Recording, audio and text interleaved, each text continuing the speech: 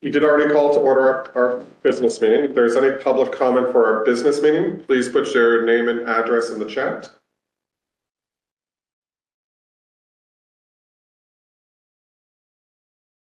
Not seeing any public comment, we'll move right into our subcommittee reports. Do we have a report for elementary facilities? We do. Excellent. We had community meeting number 4 last Wednesday night, right here.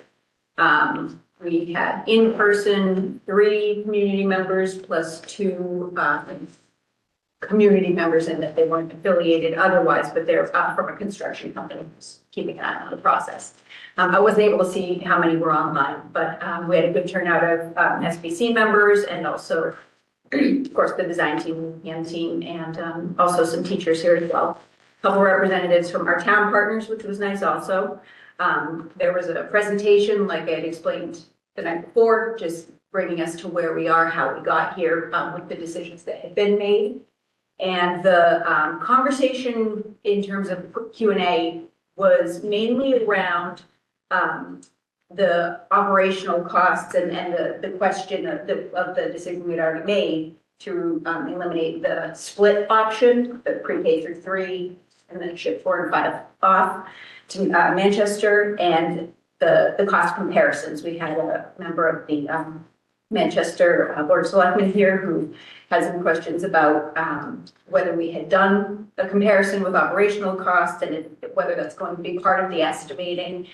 So a little bit was discussed about utilities and things that will be part of the estimating process, but also Pam pointed out that the operational costs from the district perspective was already looked at, and not much benefit there. Of course, we've already discussed that. But there wasn't really a lot of new information beyond what I've already reported out. But it was nice to have people all together in a room as usual, and to have that recorded for people to be able to reference as needed. Thank you, Teresa. Really good. Yeah. Just starting to look at this new. Any questions for elementary facilities subcommittee? All right. The finance committee did meet at lunch today. Did you want to? I'm sure. Yeah, sure. So we looked at the budget actuals, which we'll all look at here in a little bit, so we don't need to dive into that right at the moment. We talked about the upcoming town collaboration meeting that is scheduled for this Thursday the 5th at noon. So we have a proposed agenda for you to consider. We also, Chris is not able to attend, so we also wanted to ask if there was a Manchester member who would be willing and able to sit in for it, because we can't hold meetings in 1 month. So on the agenda, we functionally want to focus on the strategy we've undertaken here, the multi-year strategy being kind of laid out for us in terms of holding kind of a flat contribution to OPEB and regular use of reserves for the next several years, with the intent of trying to avoid metal bunk, especially with the building coming up. So functionally, you would kind of present that strategy, which we'll hear a little bit about tonight as well.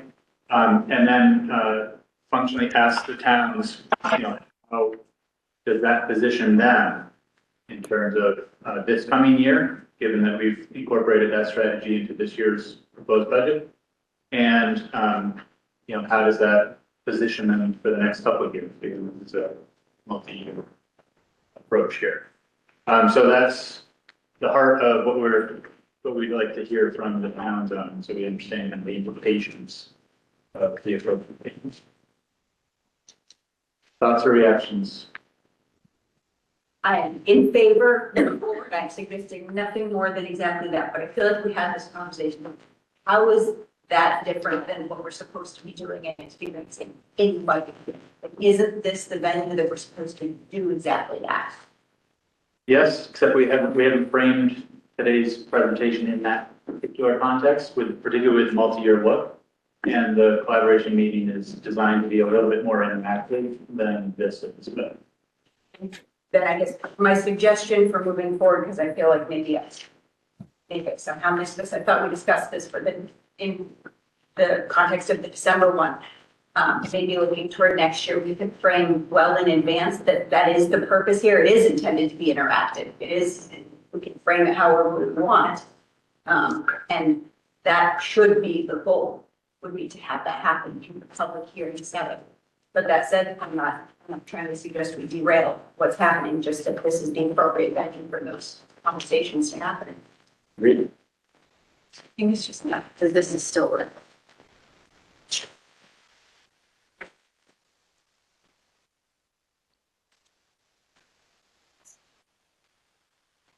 And you can keep talking. Keep talking? Still picking Okay. us up. Just- Any other commentary, questions? I see what Teresa's saying, but I also think that it's important to have a dedicated space for those communications with town officials versus our communications with the public.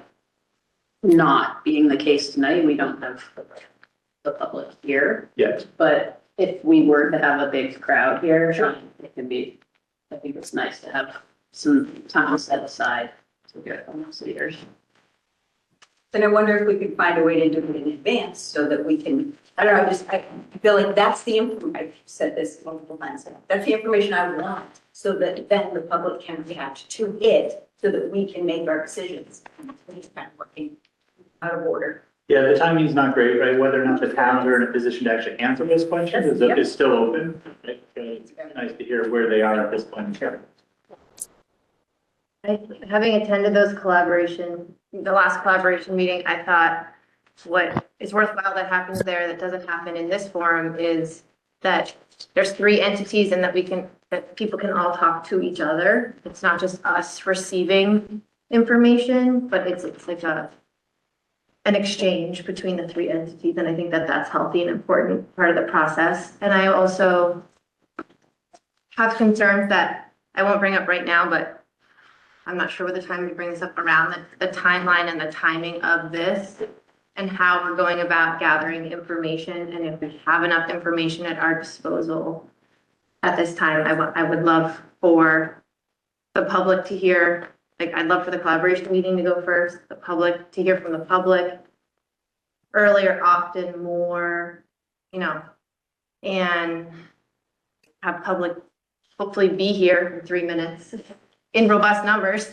to weigh in, so that when we vote, we feel like we have all the information. We fully vetted, gone through the process and vetted the budget proposed budget, and we have all the information we need at our disposal. I'm not sure I would say information and maybe I'm interpreting incorrectly, but I feel like it's more angles and areas of concern. Because I feel like I have the information, I just don't know how other people feel about the information or what their concerns are about the information or where they view conflict. Yeah, that's correct. We do have a lot of information from the district side. We need to do our due diligence to gather as much information. Collaborative meetings, part of that, public hearing is part of that, from the other side of the table. Any other comments or questions, or is this good to go forward? I think it's good. Thank you, Kevin. Thank you. So an alternate for Manchester representation, anybody planning to go and or willing to go? What's the Represent- meeting again? It's, that's, The 5th, Thursday the 5th, that's right, this, 2 days. I have planning to go. I can go. That would be great, because otherwise it can't happen. Yeah, I'll go. I was planning to go anyway. All right, thank you, Lindsay. Yeah. Thank you, Lindsay. Maybe a silver lining or slightly perspective in terms of how you're, like, the information, it's a shortened timeline, agreed, but you're getting public input tonight, which you could share with your collaboration team on Thursday, and you can have full deliberation to process both sets of inputs on Tuesday. But then we vote on Tuesday, correct? Well, you're ready to vote. And we can make a decision at that time if they want to. That's our typical schedule, is it's done by February break. I have on a calendar from, Yeah, like, it was a rough draft calendar that it would be March. So when do we, I don't want to back this up too much, right? Like, I like the idea of like. Pie back in Rich, please. I did. But, yeah, I just wish there were more bodies in the room and there was more engagement on this, because there's some key concepts. This has long-term implications for the district. The 2030, the situation for 2030 is really important to put on people's radar, and the fees, the school choice, like we need, these are important decisions that people are going to have opinions about. We just need to hear those opinions somehow. Do you think we're communicating them effectively? I mean, will the average person understand what's being I don't- proposed in the applications? I mean, we're counting on people coming to our meetings to get the information. You know, we know from attendance that we don't get huge numbers at our meetings. So that's the purpose of the newsletter. And I don't know, Chris, if you want to move us in the agenda to the policy and advocacy subcommittee report. Sure. Did the policy and advocacy committee meet? No, we did not. Or There's no report, however. I stated last meeting that I would have a newsletter for 210, but 210 is our budget vote. And so for me, first time through this newsletter, taking ownership over this newsletter, I'm really kicking myself and really viewing that as a missed opportunity to like get something out about, to get more public engagement on this process and this vote and this budget. And I don't know, I don't think we have enough. So, but like, hopefully that changes. Where do you think that we're missing pieces? Like if you were to send out your ideal content right now, which pieces are you concerned are missing? Well, it's hard because I don't actually, I want to give Pam an opportunity to present, you know, like where we're at with the budget as of today, because I don't know if school choice is on the table or not, or if fees are still on the table or not. Last we heard they weren't on the table. You know, there's specific things that, and then the reserves, like the extent of the reserve usage. It's important for people to know that now.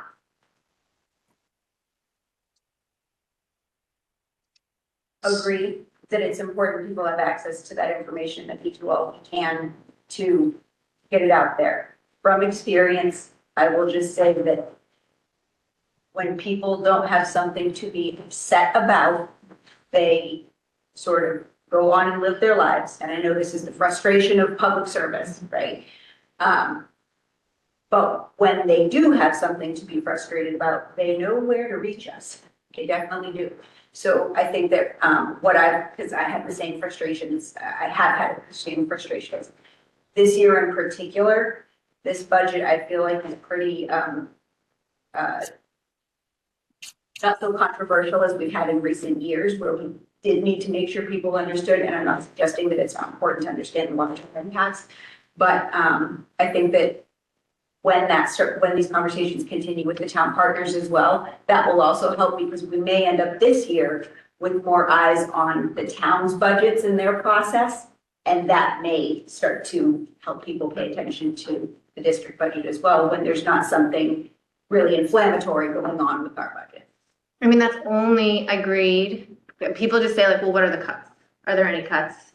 And the answer is no, but only because we are putting ourselves in a position where in 2030, there will be massive cuts if we can't get everybody on board and on the same page with this plan.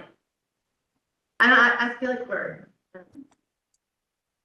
so I would qualify by saying there's the potential for needing to cut in 2030, but a lot of things can change. Yes, there's a lot of things that have to play out, and there's a lot of factors in the works that I think could be a solution. I just think we have an opportunity with the newsletter to say more. And unfortunately, with the timeline, So at what, play and the rhythm of how that has been done, that's just not, that didn't happen this time. so what you are saying is you would like a newsletter to go out before the budget vote on the 10th. I would like that. Yeah, I think the newsletter is is a tool that we can use to teach the Indoctrinate. public and get public engagement on some of the details. Pull that stuff out of the meeting and get it into the hands of the public. That's the point of the newsletter.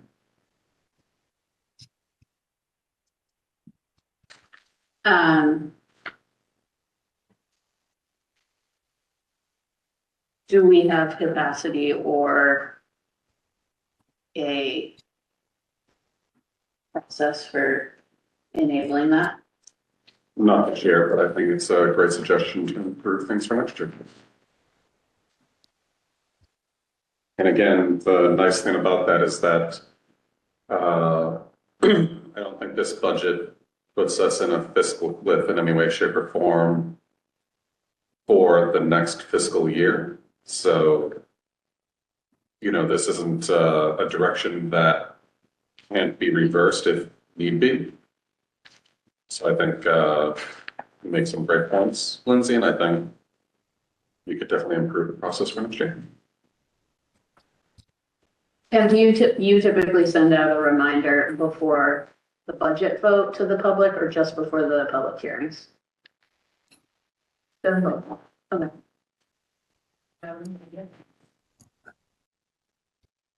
The negotiation team did not meet, so moving on to the superintendent's report. Just a general update. All our focus has been on the budget. My only update tonight, it's an exciting one. We are starting the middle school principal interview tomorrow afternoon.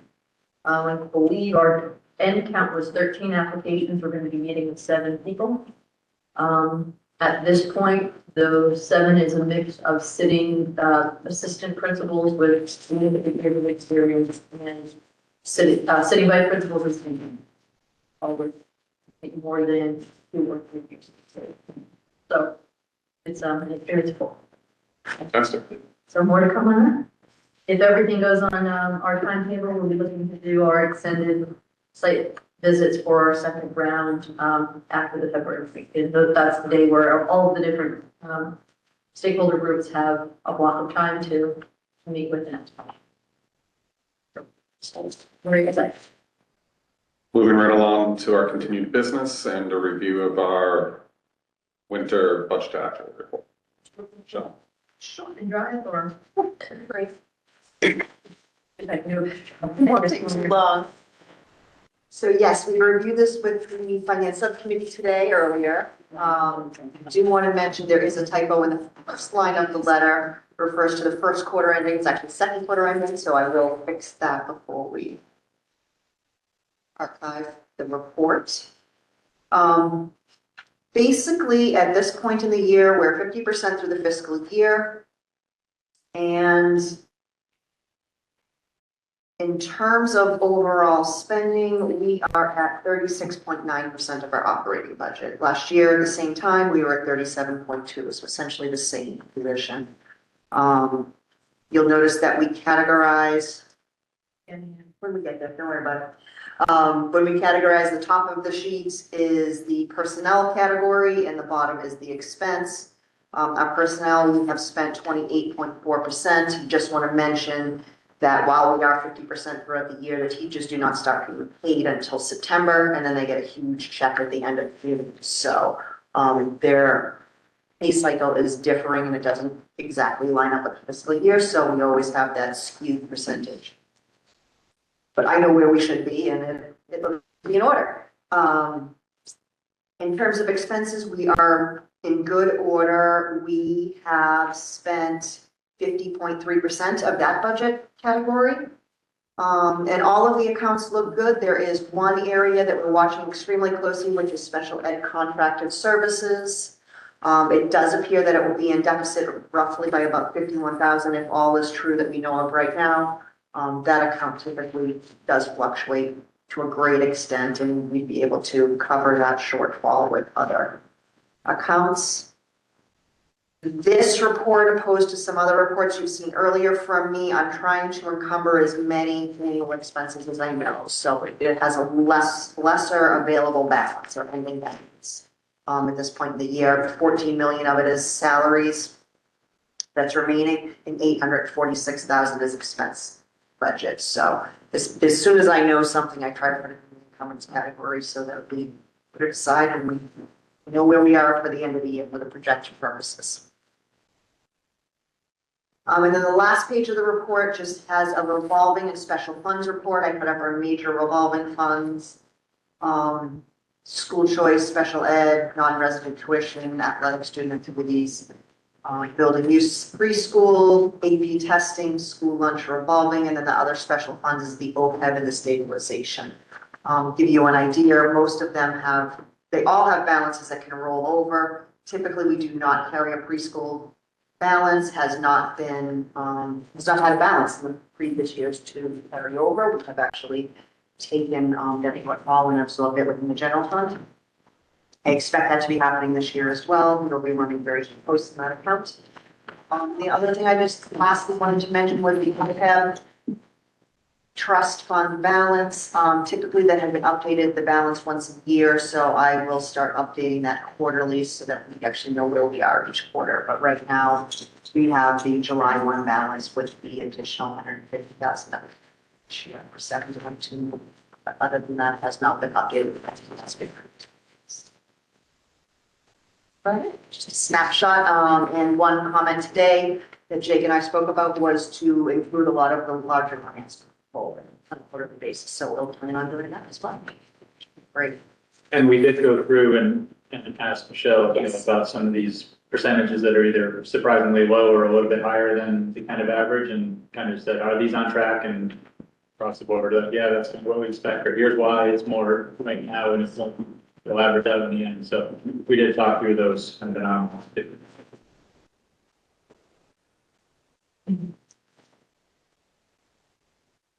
As a finance subcommittee, do you feel like you guys had sufficient time and access and you got your questions answered? I certainly do, yeah.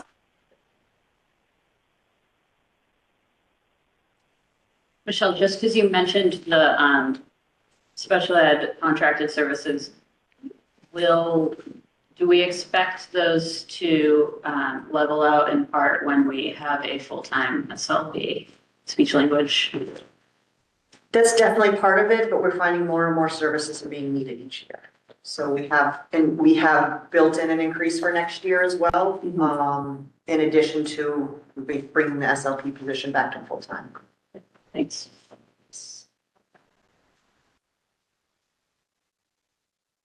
Any other questions? Thank you.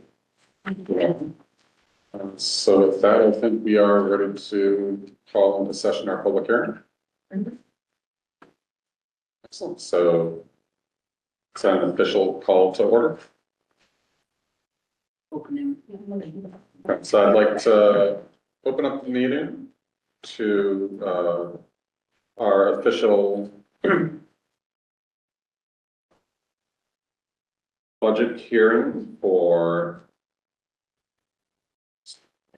Just say it's a motion. The public hearing for the Manchester-Essex Regional School District budget for the 2026-2027 fiscal year. And we'll start off with a presentation of the FY27 proposed budget and then follow up with public comment. Motion to open the public hearing. So moved. I just moved. Second. All those in favor? So I'll just remind public comment, we do want to keep it to around the 3-minute mark.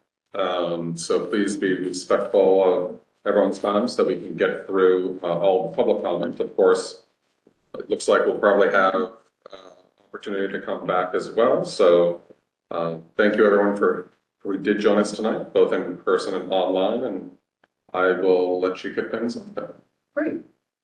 We won't take too long, going over the highlights of the 2027 budget. Just wanted to start by letting everyone know who access all of our budget documents, the ones we're using tonight, with the exception of the slide deck, which will come up tomorrow morning.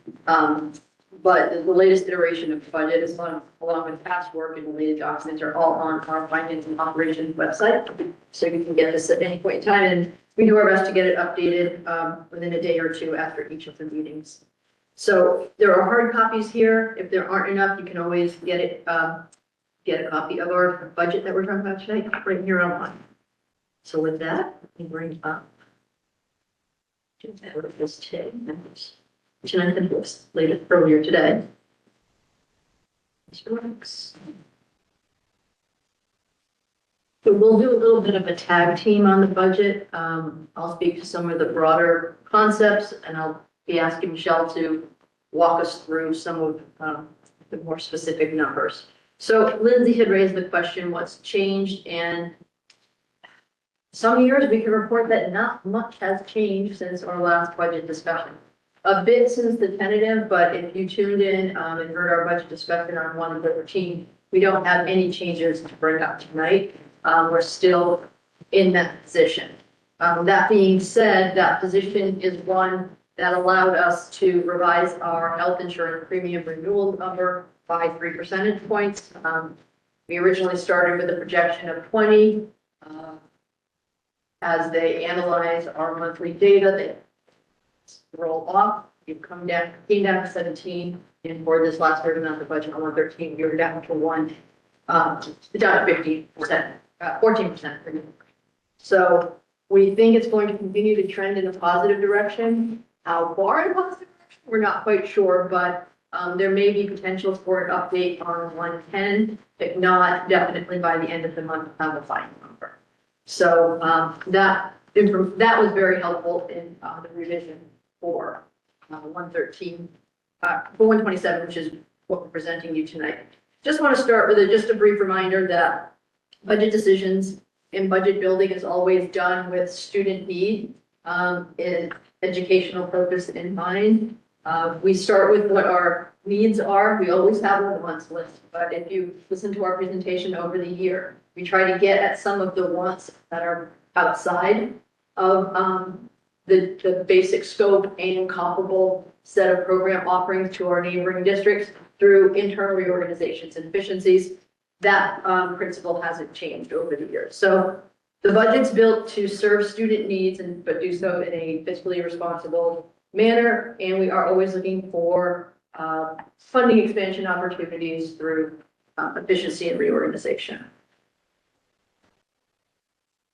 So the tentative budget was revised for 127, as I said, and basically we are able to present currently present a level services budget. So we aren't anticipating any significant reductions. No staff reductions due to budget. There's always, we're always looking at staffing and what the needs are and what the priorities are. So we always put the caveat that there may be staffing reorganization and movement.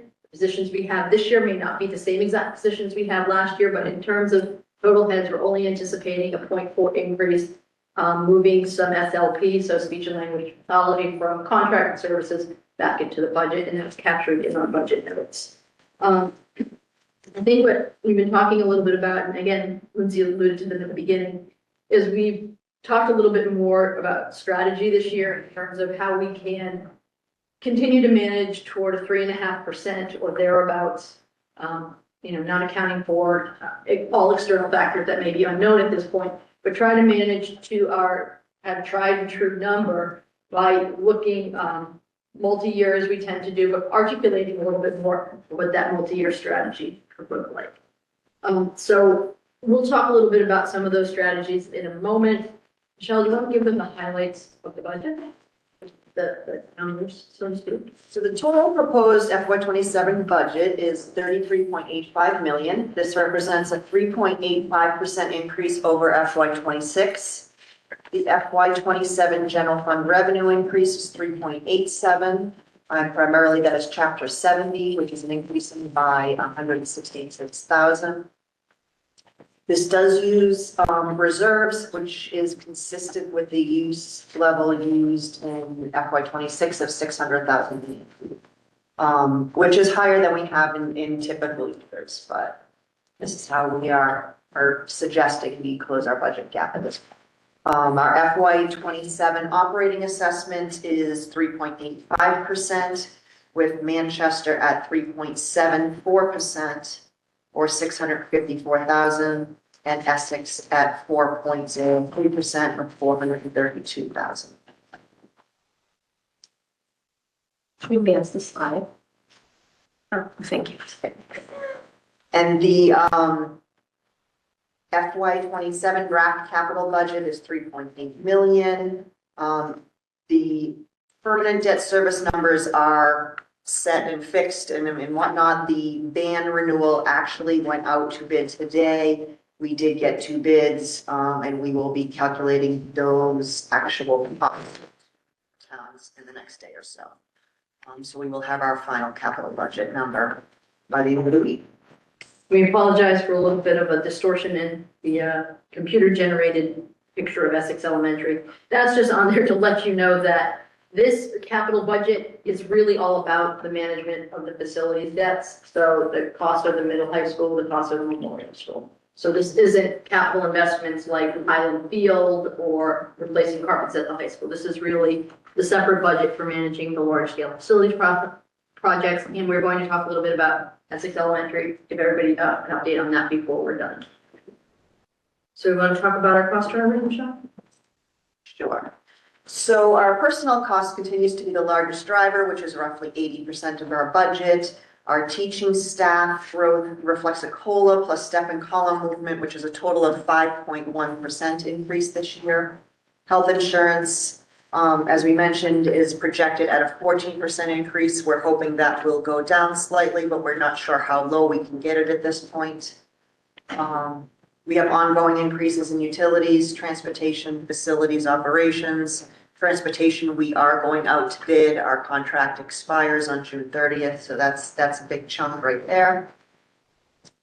Our cost offsets include reduced out-of-district special ed tuitions, and we also received some additional circuit breaker reimbursements at the end of last year. Actually, we received it in July of this year, but they were as of June 30th. We received them, I believe, July 11th. Totaling roughly 250,000, so that will be applied to the FY '27 budget as an offset.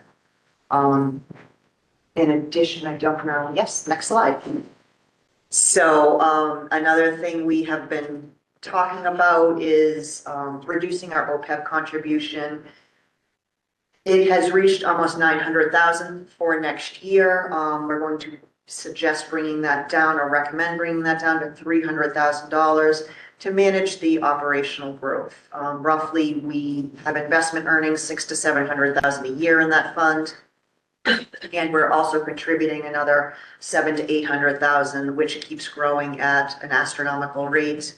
So we're hoping we can slow the contribution level there to meet our budget obligations for the foreseeable future. But however, not, do not eliminate the contributions altogether. School choice revenue is held flat. We have 2 graduating students this coming year, and we are recommending that we replace those 2, but not expand the program any further at this point. We do have a proposed 2.5% increase to athletic fees, bus fees, preschool tuition, and facilities rentals.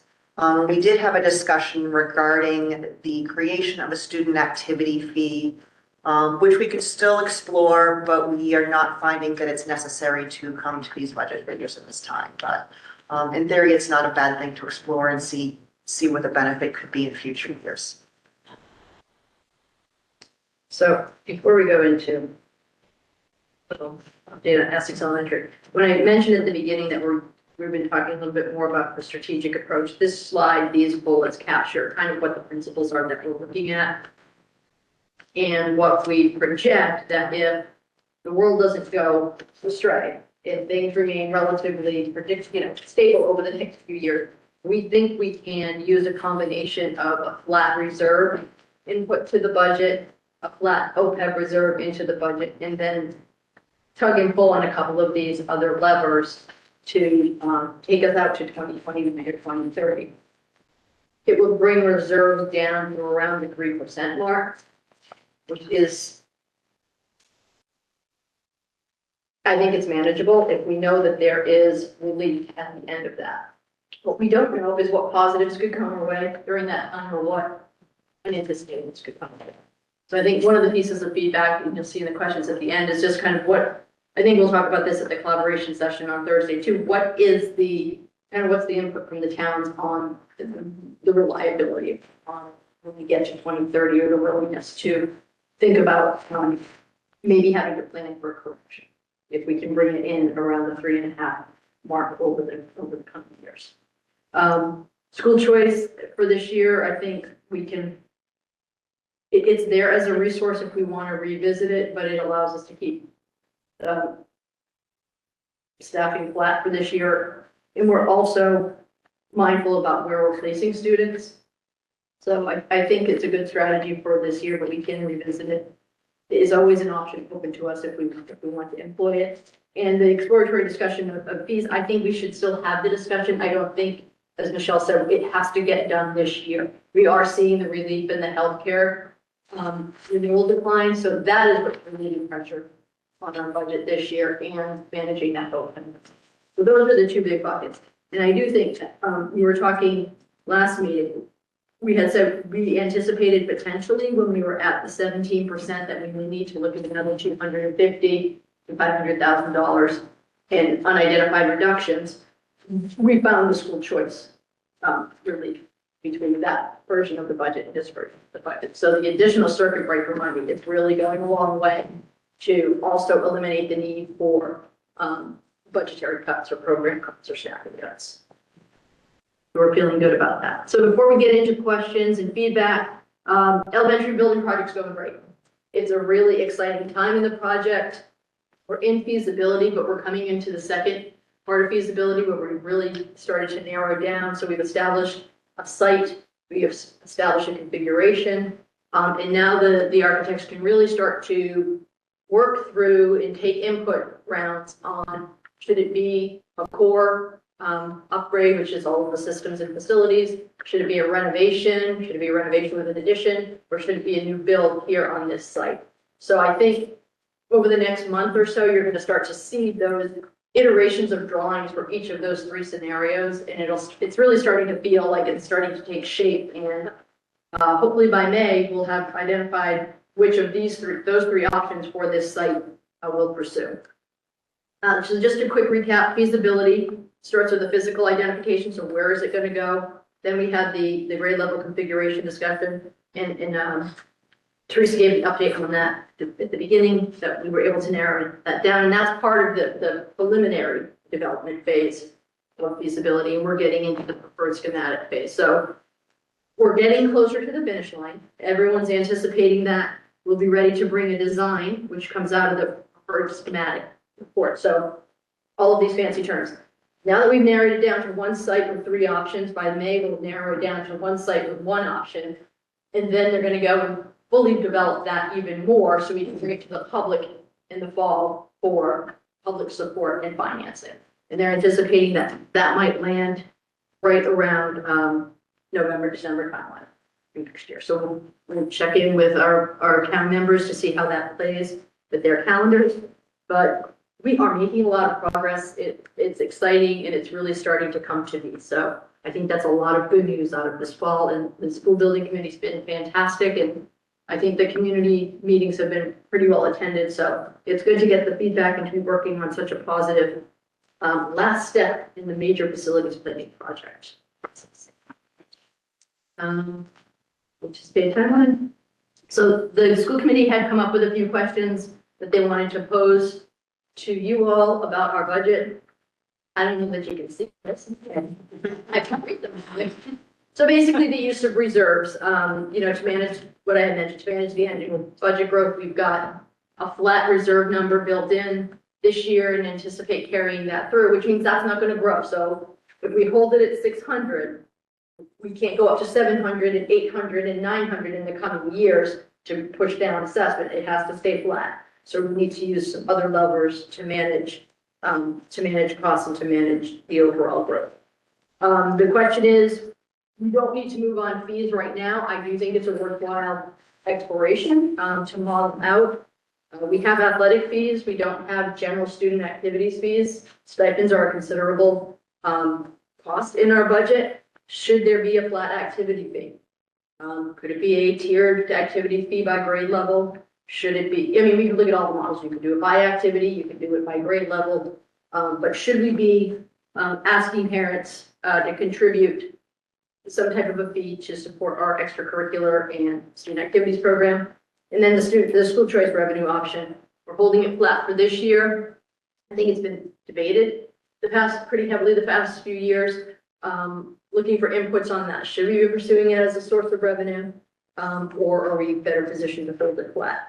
I guess each one, 2, and 3, particularly 1 and 3, if we're opposed to using it, then you're going to have to look at an alternative for what that revenue brings you. And if the alternative is likely going to have to be some type of reduction, it may not, or program reduction or staffing reduction, the opposite.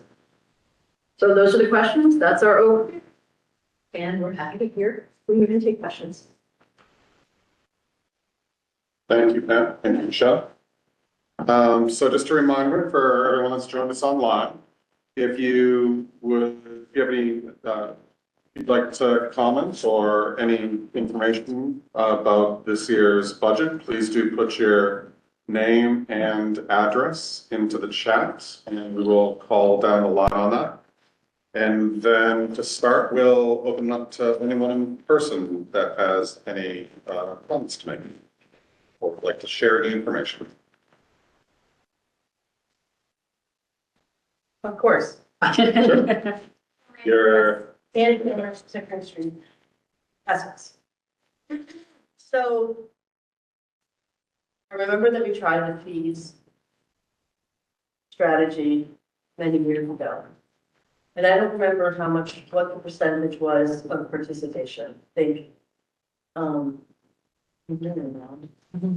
remember us doing a very good job of collectively of paying them or collecting them. I think we were very reluctant to kind of push on that because I think the feeling was it's public education and when people have to pay fees, it's like a tax back. So I don't love fees because I feel like it kind of takes the public out of education, but I just wondered, do you remember how much we generated from I that? don't think we did ever implement it, did we? No. And yes, we did because we had We class. did not. We talked about it. We have class dues. We never have had a student activity fee. For class You dues. may have been even talking about it before I got here, because I remember Jim's position was, you can't collect them, so why bother having them? And it's like chasing them down. Athletics, we went through a couple of iterations of athletics, and we have no problem collecting those. But class fees. Do you But the remember? class like Decker and those types of fees, we never implemented it because, again, that saying, what you're saying is, oh, it's education. I'm gonna say from the other end of the world, if sports to some kids isn't education, they are gaining knowledge that's very valuable to them for the rest of their lives. Yeah, and I'm not saying And the then- athletic fees are not. I'm saying that, I think the class fees were the things that were due. And I'll tell you, Alva, I'm sure. I was surprised that I didn't, I knew I didn't pay them, but there was nothing that like sent me a bill. Do you know what I mean? So It's coming now, Annie. not planning on any more. To get out of high school, like to get your, Oh, I think that's when I had to pay it. we mentioned. Yeah. Your diploma and all that, and you want to participate in senior week activities. So that's its own class. That's the Yeah. class dues for prom and all that. This would be for if you want to be in robotics or math team or, the play. And what's the anticipated revenue? We did back of the envelope with like a 50, 100, 200, I think is what we use, or 100, 200, 300 for elementary, middle, high. If you recoup 50 to 75%, it could be like $50,000 to $75,000. I would say when you're talking about it like in the 2008, 2012, technology was different. What we have now, even for athletic fees, is you can do all the online registration. You can do online payment. In a way, it's going to give us a better database of who's participating in activities. So we see some upside in it beyond the money. And no kid would ever not be activities. Okay. So, but it's to Alva's point, it is indirect tax, but it's a user's tax. It's not a generalized revenue tax.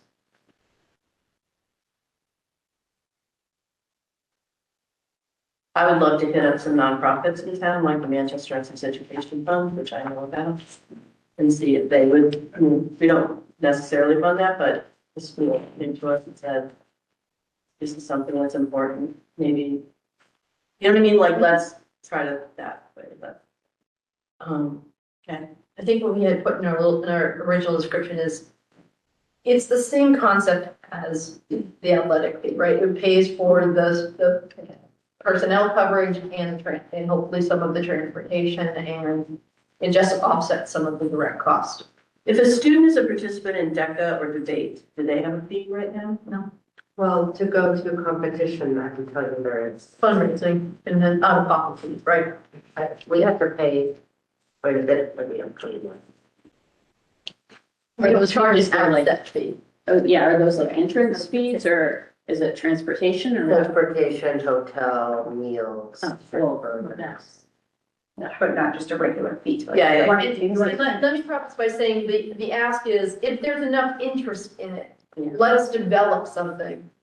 Everyone can then give broader comment in terms of something implementable. So it's the concept of fees. Is the concept of fees something worth going down all of those different rabbit holes to figure out if you pay $100 to participate in DECA upfront, then what are the other associated costs? So I guess I'm looking at it as cup half full and what kind of information and data can we get to better run those programs and make decisions about stipends and things like that. Can I ask another question? So it says here 1.3 in reserves, and you're budgeting 600, right? How much did you use this year of budgeted reserves? 600,000. Oh, you used it all? Okay. This is the chicken or egg question we get all of the time. And I'm trying, we were talking about this the other day. When you budget reserves, you use the reserves, but you may be getting other sources of revenue that are unanticipated or have savings in some of your budget lines that go to recoup some of what was put in. But it's near impossible to say, we put in this and we didn't use that. That being said, if you go to, when the deck is posted online, or if you go to the document online that has some of the strategies scoped out, we did do a projection of that question. So if you put in 600,000, if you look back over history, our burn rate is about 50%. So if we put in 600, we're ending up with like 300 at the end of the year. That's made up numbers on this year. If people aren't comfortable with 50%, you can look at it with a 75% burn rate too. So we'll decline a little bit faster. But when you look over the scope of time, we have very high years and we have 0 years. So our average is about 50% return rate. Or sort of. Well, can I just ask one more? So when we went out to borrow, you can help me with this, Ann. When we went out to borrow from Memorial, we got, is it dividends? Interest premiums? We were able to bring it in. The two towns said, don't you dare put that in your operating budget. You put that in stabilization. Yes. So when we go out to borrow for Essex Elementary, should it pass? I hope it does. It's same deal, right? I don't think so. I don't know. for the high school, bands, we thought that the interest rates were coming down. So we didn't borrow the whole thing upfront and hand the interest over to the school budget, to the school stabilization fund. In the Memorial case, looked like rates were going up, so borrow the whole thing up front. That put money into the school stabilization. I hope that we don't decide to borrow ahead of time just to make the stabilization bigger. Oh, God, yeah, and I didn't mean to ask it in that way. Well, yeah, you're not gonna, if we think that rates are coming down, then it's gonna be bands and then borrow at the very last moment. But you have. So would be an Easter egg if it happens, but don't have it. Did build the Easter egg in, just in case. So it looks at FY '28 as the potential to start seeing some deposits into stabilization or borrowing. What I do recall, and I'd have to go back and dig out the documents, is that when Avi and I started, we were receiving revenue directly into the operating budget that was supporting the operating budget that was from some of the borrowing. Because anything you collect from it has to flow in through. So it was helping for the first few years, and then we broke into using reserves down the line. So Borrowing from Memorial or borrowing from high school? middle high school. Middle high school. I'm done. Thank you. Model should, I feel like I have to go, obviously in my head, a model is just a model based on assumptions and it's not, this is how it could play out, it may not be how it does. Can I ask one more follow-up? Sorry. If your insurance rates, will that savings reflect itself in the budget? Will you, like, right now, you can pass a high water mark, right? And you can reduce afterwards. Will you be able to, reduce the cost of the house if the rates come up?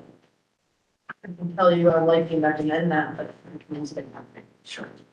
I would, I do also want to add, because we held off so long last year and brought the budget down at the last minute, it caused great havoc for the towns. Yeah. Getting their documents out in time. Yeah. I do know that, so we want to try to be cautious of that as well. Yeah. It not only causes panic about the printing, Right, it means that we have already cut stuff in our budget to make. that you didn't need That we to, didn't right, need to cut. exactly. we anticipate knowing our fate by the beginning of March. So this year, it's funny because I know it feels a little rushed if you're newer to the committee. This year, we're running much truer to typical timing and typical issues that are presented. It feels like a little bit of a flashback. So I would anticipate that we'll know at the beginning of March, which would give you plenty of time. Well, And Annie, we hope Our that, fluctuations aren't huge. I'm sorry. we also hope that at the next collaboration meeting on the 5th, coming up soon, that we hear from the towns about how close we are to that kind of tipping point, Yeah. and whether or not a move like that would help or not, because that could be very informative. So Elvin Gaharo, Essex, the transportation, you're going out to bid. So have you, I'm assuming you put a number in the budget, Yes, and are you hearing what they're out there, what the cost is going to be? Do you think you have a close to accurate number, or? I believe I do have a close to accurate number. Our contract is 5 years old, so we're on the lower end, so I do expect a significant increase. Okay, But we're also hearing that there's more competition out there, which should benefit the district as well. good. I've heard from 3 different companies a lot. Because you won't really have that till probably August, correct? No, I should have that in about a month or so, Oh, about 6 okay. weeks. That's great that more companies are bidding. Yes, Do they pick students up and drive them to the school? I sure hope so. I'm hearing good advice and feedback.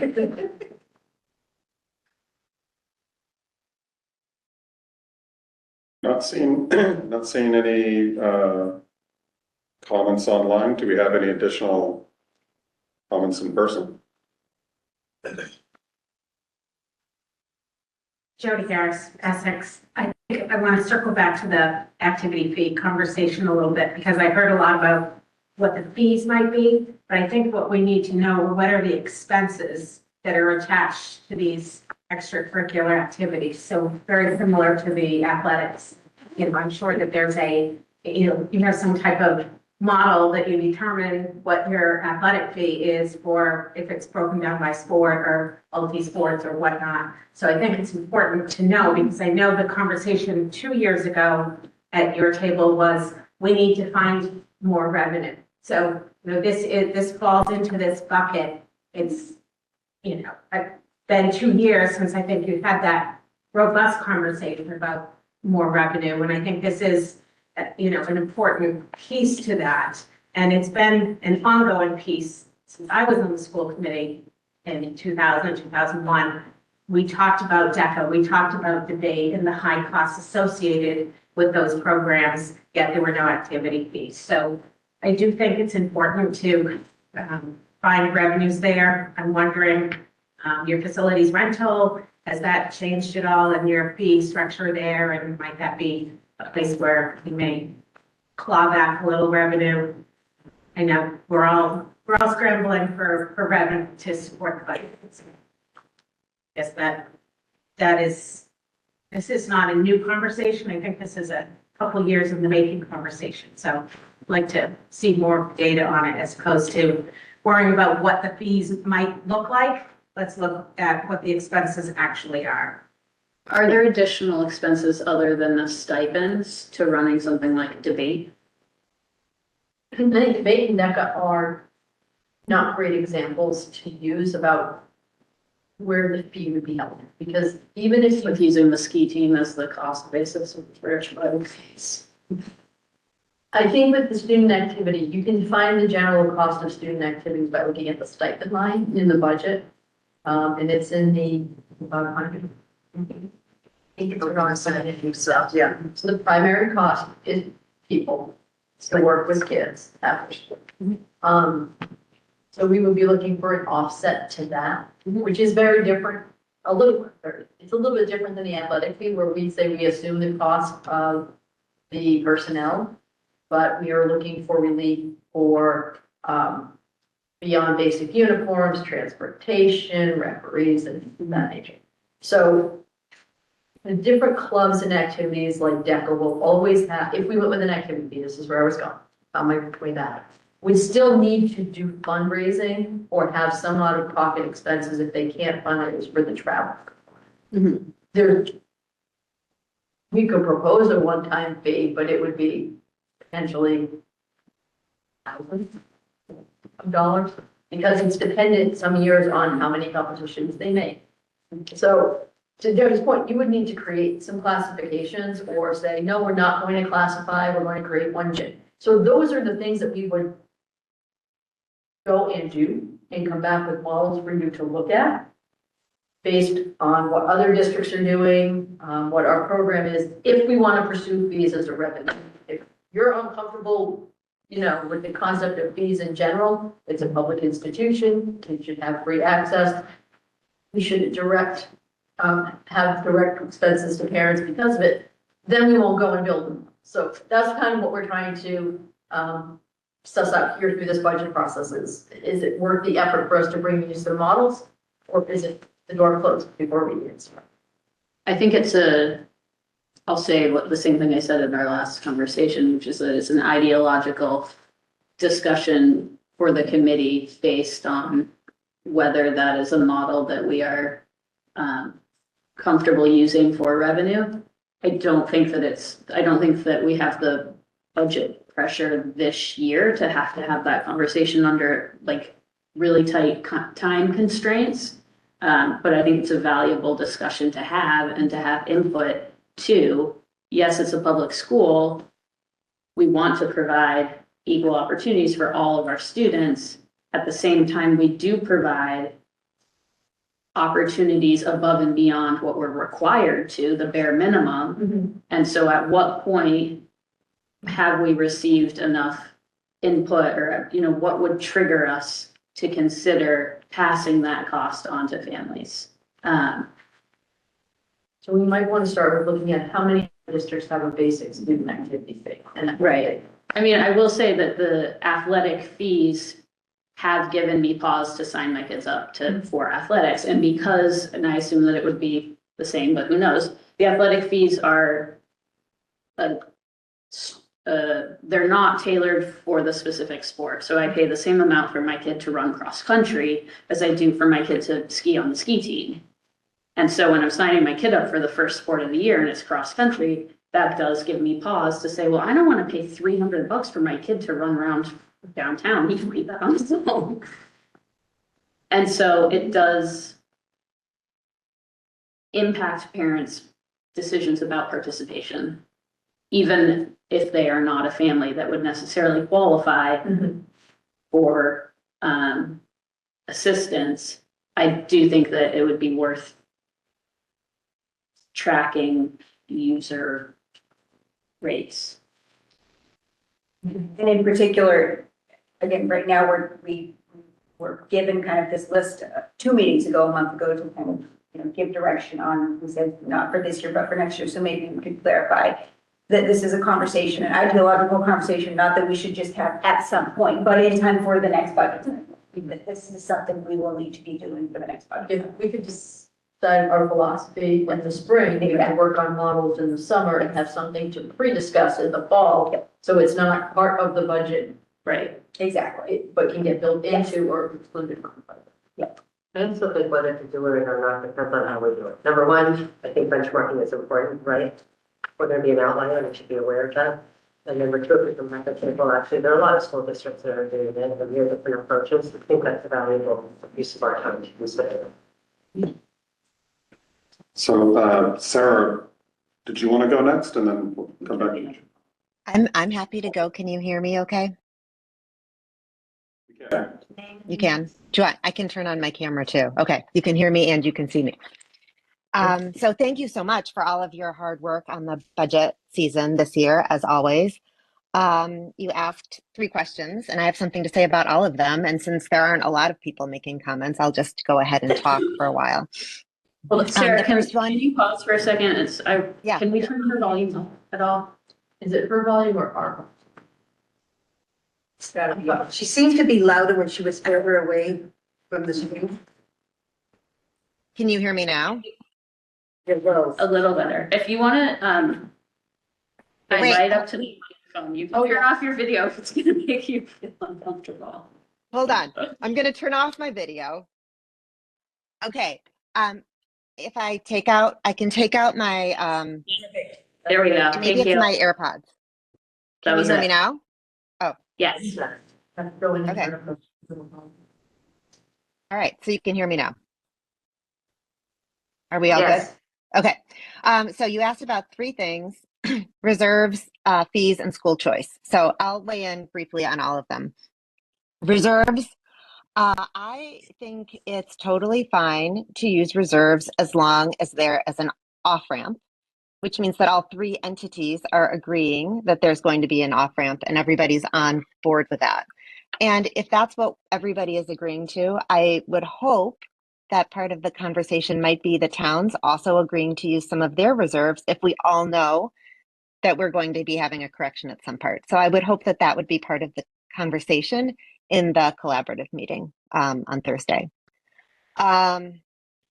Fees. I really have a hard time with the fees thing. My biggest issue with fees, and I know that you don't have to make a big decision this year. My biggest issue with fees is that it's really going to disproportionately affect kids in Essex due to the fact that there's already discrepancy in income level and that kids from Essex already are a little bit more stressed in terms of being able to participate and afford things. But in addition, kids from Essex already are at a disadvantage in getting to and from middle school and high school activities because there's no late bus. So I just think those are all things that we're going to need to consider when thinking about fees. And in case anybody who doesn't have kids in school is thinking that the kids are just having sort of a gold-plated existence over there, I can only speak about the activities my kids did, which were not usually sports. We were a theater and robotics family, and the theater and robotics programs are both woefully underfunded. So the kids had to pay for a lot of things, even though there wasn't necessarily a fee to participate. There were certainly a lot of expenses associated with being part of either the drama program or the robotics program. So all things to think about when you are considering putting an extra burden on the families for the kids to participate in all those activities. And also just, I know Annie was talking about the class dues. It's important to know that families are on the hook already for, I think, $100 a year of class dues. Kids have to pay to park, and then we do also have those athletics fees already. And then the third thing was school choice, which didn't get touched upon that too much tonight. And I know it's been a big, whatever. It's been a big issue over the last couple of years. And so I think it's probably smart to just keep it level this year. I just do think that it's been my experience that having school choice has really benefited our schools by making them more interesting, more diverse, inviting a lot of new families to town. I think it makes everybody's experience richer.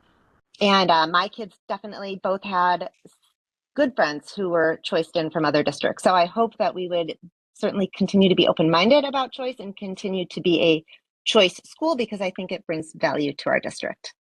So those are my comments. I don't have any questions. Thanks all for being here and for your time tonight. Thank you, Sarah. Jody, did you want to go? I just want to follow up on fees. So, no pun intended, but I think we need to level the playing field with fees, because I do think that it does put families or kids at a disadvantage. Just like Kate said, if you want to participate in athletics and there's a sizable fee, you may think twice about that. But all these activities are extracurricular. They are not part of your school day program. They are extracurricular. So I think it's tough, and I even agree with Sarah. It's a little tougher on Essex students for multiple reasons. Maybe socioeconomic, but also from a transportation perspective.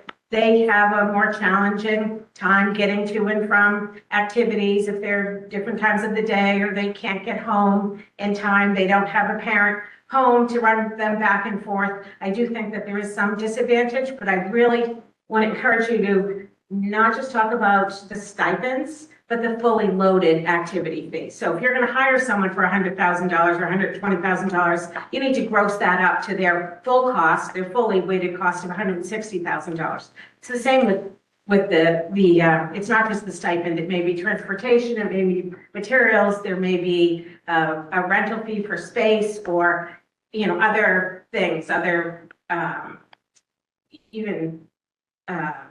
I think the math league used to have, whoever they were, maybe they're the stipended people now, but they used to be like a proctor on top of that. But I think you need to do your fully loaded fees and do the same with athletics, because at one point, hockey was more money than football was more money than cross country, and tennis was different, and maybe you've leveled that out a bit. But I think it is important that when you do that analysis, that you do fully loaded costs across the board, and then you apply it the same methodology that you would with athletics, and again, level the playing field for all of the kids and all of the families. Because I think extracurricular is great, but it is truly extracurricular. And I put two kids through this district, and they both participated in things, but I didn't expect that it be part of what we're paying for public education, because they weren't extracurricular activities. But I want to make sure that we have that model that we're using, so that we know we have all of the costs involved. So we're not just saying, oh, it's only $180,000.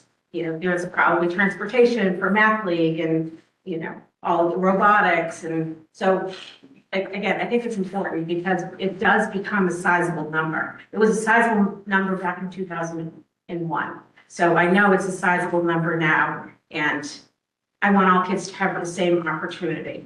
And right now, I don't think that's the case. So thank you. Thanks. I have a couple thoughts on that.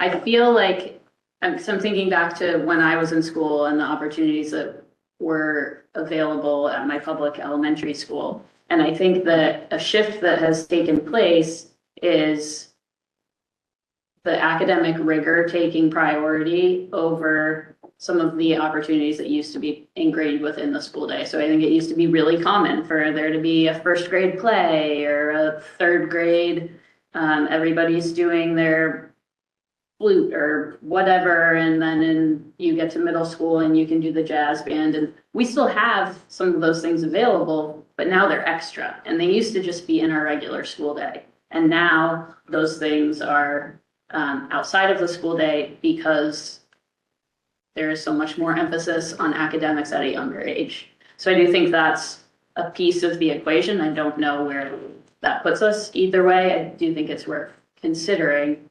And then my other thought is that in order for us to provide a level playing field, our kids need to have the same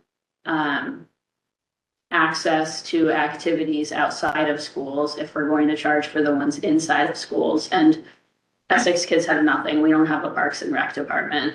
And so middle schoolers in Manchester can sign up through programming through the Parks and Rec department, and middle schoolers in Essex cannot. So that is really all that they have access to. Well, there is the library too. The library has programs. Yeah, as does Manchester Library. Yes, you are absolutely right. And I do feel like, I'm much older than you. When I went to school, you had one concert for the fifth grade had a concert. It was once. I'm, having a niece who's in the theater and everything. It's like another, no, I'm all set this time. I'm not going. There's more of them. I don't understand why. My kids had 2 concerts the whole time they were at Essex Elementary. I know that that it is shifting, and I'm so glad that it's shifting, but we want that shift to happen because that is part of a whole. And it's great that you want those things to happen, but each time you add another play, that's usually a different stipend, that's usually an additional fee. So that's why I'm saying adding them is great, but it also adds to the cost of running the school for the whole year.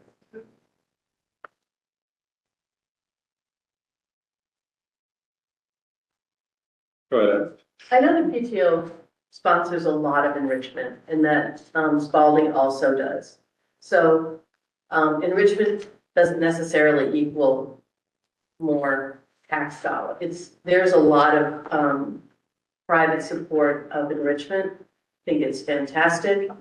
I'm happy about what I've seen with the arts program in the last few years. Like, that's really important. We should have a full program. So thanks to all those organizations that support enrichment in the schools. It's really valuable and an important part of education, especially when you look at our world right now. Thank you. Well, Is there any further public comment in person? I don't see anything additional online. Joe? Ruth Perrine, Essex. My comments is pretty minimal. I dial in school committee meetings, so I hear you guys having the same conversation about fees. My comment's going to be about fees as well. I realize that the school committee isn't really entertaining it for this year, but I really appreciate everything Kate said from A to Z, where, she comments on, yes, it's a public school and we want everyone to have access to it, but these are extracurricular activities. These are things above and beyond what is required by the state to provide. And I don't know why somebody that's interested in music or art or, the arts in general would be treated any different than a student athlete. It feels different. Like, why are we treating the athletes different? Like, they need to pay a fee, yet people that are more into science with robotics and the arts aren't paying a fee. That's neither here nor there. One of the comments that I've also heard Kate make for many years now is about the late bus. Clearly, the late bus is something that she's passionate about. And maybe the fees aren't necessarily toward the stipend, but I wonder if those fees could be used toward the late bus to give the Essex students the opportunities that they're not getting. So it's just something to consider, that maybe those fees aren't directly associated with the stipend per se for that particular program, but it allows these students of Essex to actually participate in the school of Manchester and still get home. So maybe that's something to think about. Thank you. I just want to offer just a couple of clarifications. The largest after-school activity generator for K-8 is Manchester Parks and Rec.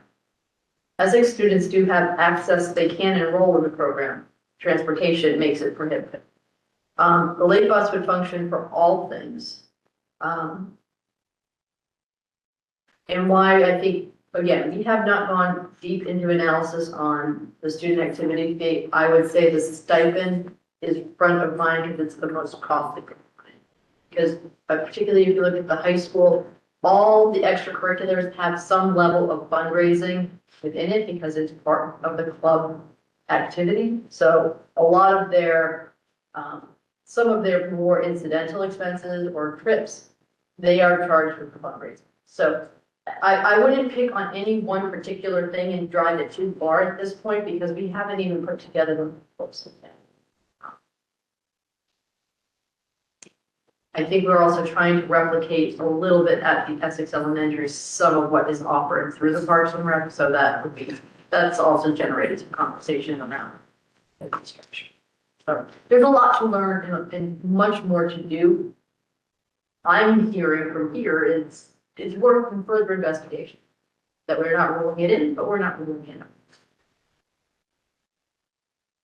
One other complication that I can think of that you'll hear us talk about as we start to roll something out is not every student activity some are co-curricular and some are truly extra. You know, something like the knitting club, extracurricular. DECA is co-curricular because it also has a full functioning course space with it. So, there's a lot to unpack, but I think we're going to start to have some conversation about philosophy and let us start doing some of the unpacking and structuring.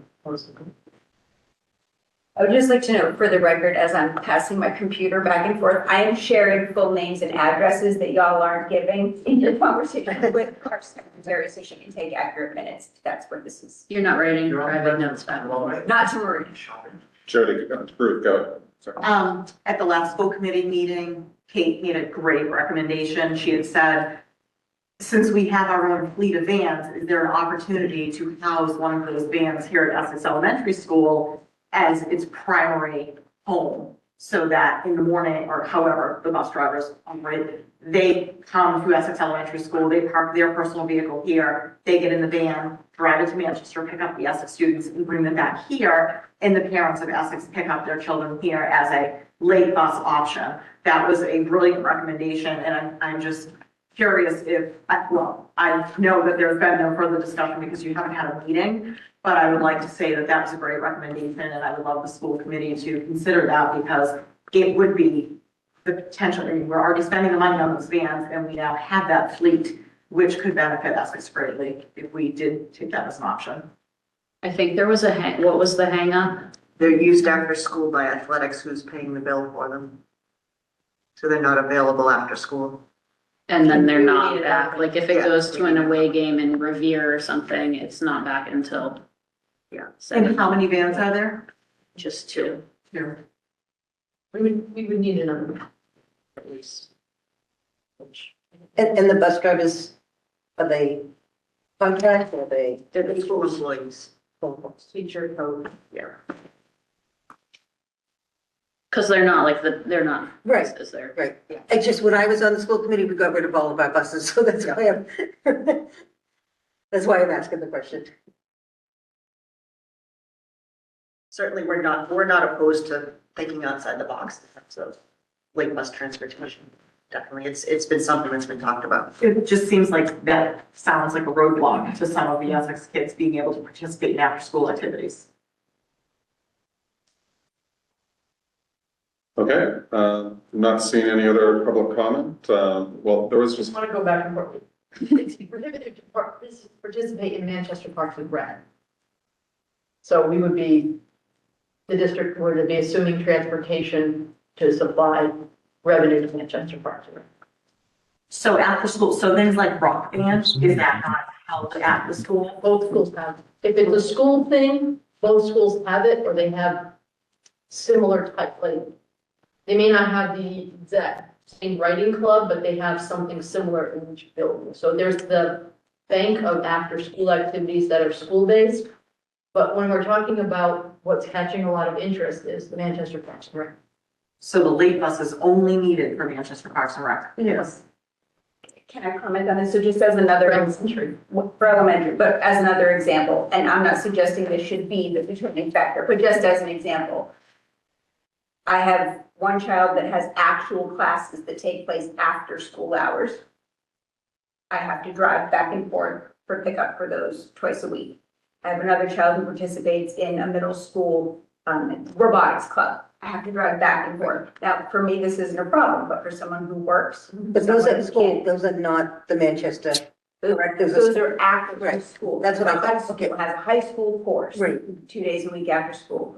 It has the middle school robotics club. So that's the kind of, that's just another way of looking at the disadvantage for Essex families, that it's for people who have to actually lose time and money to drive these every day more than people who live in that town. So it's not only the elementaries back and forth, because that's a complicated thing with the park. But a late bus would solve that problem. Yes. Right. Yes, that problem. The Parks and Rec conversation is more about the elementary programs and like the half day, the special things that they're bringing in on half days that the Essex kids can't do because they can't get there. But they can enroll if they can get there. Right.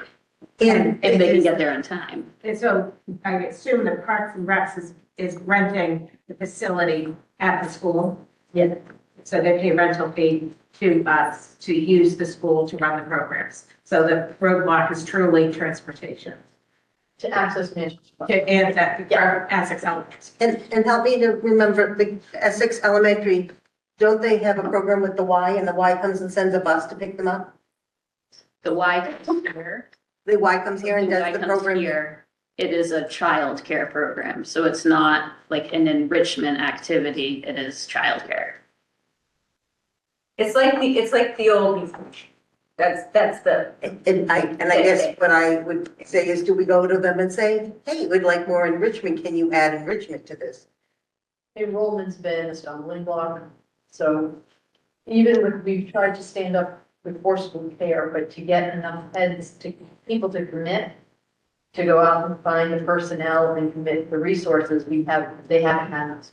Okay. So we go out, we ask, if that's a number, we try again in a couple of years. So we're talking about that, because it has popped up now a couple of times. Memorial, I don't know, Manchester Parks and Rec does a morning piece too, where you can pay as you go. So we're trying to make sure the core pieces that are school associated are equivalent, maybe not identical, but similar. But there's no way, we talked, if we can't replicate the amount of offerings that they're bringing to Parks and Rec. But I also think we shouldn't, each town has different things, and unfortunately, we shouldn't even be talking about it in Essex if they don't have the opportunity to go there unless the parent can drive them. What Sheila's, principal, Kim, building on what Sheila had started, was having teachers to come up with little ideas, enrichment ideas for after school, and now we're working on some type of a stipend structure to somewhat replicate a smaller version of Manchester Parks and Rec, but through our stipend program. So if we're going in that direction, that's where something like the student activities fee might make sense, because now we're starting to figure out how to build a little bit of capacity, to make sure that they have some similar opportunities. So we're trying to fill gaps where we can. The late bus, I believe we're including it in the bid to see what the pricing would be. And the reason why we're not running one is because I'm hearing, I would have it back in a heartbeat. We needed to make some cost cuts, and we had a reliable, 5 to 8 kids who would use it over the course of a month or two. There just weren't enough people using it to justify funds. That may be different now. I'd be willing to put up some money to give it a shot for a few days and see what we get. I think, There's always a reason for or against a thing. Like if I have to drive from Lufkin Street over to here to pick up my kid, I might as well drive to the middle school and pick up my kid. I'm not saving anything. You know, late bus doesn't drive all around Essex and drop all our kids off and that sort of thing. So it's just, A Salter late bus could, a van can't. Correct. and Alva, I think that, so all of these programs, right, are extracurricular. I think that for the elementary ones that we're talking about, Parks and Rec and whatever, we could try to bring in after school in Essex. I think the stumbling point for me and for, I won't speak for the rest of the community, for me, is that when our kids get to middle school, now we become responsible as a district for creating a level playing field when they've had disparate opportunities leading up to it. So we have some kids who have, like, for example, Manchester Parks and Rec is doing Spanish classes now, and they have a ton of kids taking Spanish after school. Fantastic. That sounds great, but now we're arriving at middle school and half of the kids speak Spanish already. And the Essex kids don't, because we don't have Spanish after school. And now we have to level the playing field for them because we are responsible for all of our students. And yes, it didn't start in the school, but we're still responsible for all of our kids. And I don't know what the solution is. it sounds like we want to explore fees for next year. Well, and I don't think we'll ever be equitable. And I'm not talking just Essex, Manchester, I'm talking, I grew up in Tewksbury. We had 4 elementary schools. Yep. We all went in at different levels, different teachings. Our parents were different, you know, it was just, it's different. It's the same thing. You brought in a whole bunch of, kids coming in. It's going to be the same thing. They're going to have either less or more, and it may be good for your kid to Yeah. see that there's differences. So, you know. To account for that in our educational expectations. So if there are no further public comments, then I would just make a general request of our town leadership that's online and also in person. If you would be prepared to discuss just overage usage and that part of this year's budget in our collaboration meeting on Thursday, and compared to either, provide a bit of guidance for us on that, I think that would be extremely helpful. And otherwise, thank you everyone for your time. Just to remind everybody, Thursday, it's at Essex Town Hall, right? Yep, noon. Yeah, next week get a link set up and, the guys are gonna go over and set up the outlets, so they'll have the report. Okay, great. Yeah. Great. And I guess just in closing, again, thank you, Ben and Michelle, for all of the work that you've done putting together this budget. I think just for everyone in the room and online, I think we're all impressed that we are driving towards a lower number. Always one of our goals. So thank you very much for getting us much closer to that than we started at, given all of the price increase pressures that we are still facing. So thank you. Motion to close the public hearing. Second. All those in favor? Thank you, everyone. Motion to adjourn. Second.